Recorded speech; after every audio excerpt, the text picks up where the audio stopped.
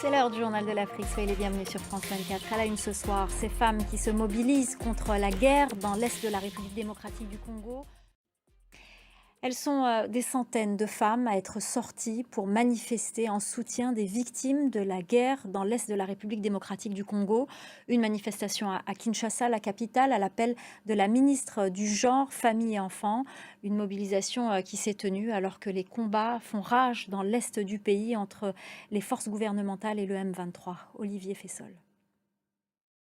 Voilà, et les femmes et les enfants qui payent un très lourd tribut dans ce conflit dans l'est de la RDC. On en vient à la crise au Sénégal. Le commissariat des Nations Unies aux droits de l'homme demande que toute la lumière soit faite autour de la mort de 3 personnes pendant la répression des manifestations de la semaine dernière. Sur place, les proches des victimes exigent que justice soit faite.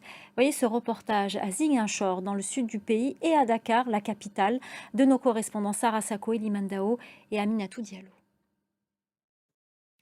Le compte à rebours du FNDC en Guinée, le Front national pour la défense de la Constitution, c'est au Ghana. L'autorisation de bénédiction des couples homosexuels au sein de l'Église catholique demandée par le pape François fait polémique.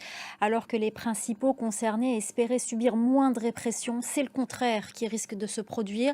Ils sont nombreux à demander une loi criminalisant l'homosexualité, y compris au sein de l'Église. Laurent Berstécher.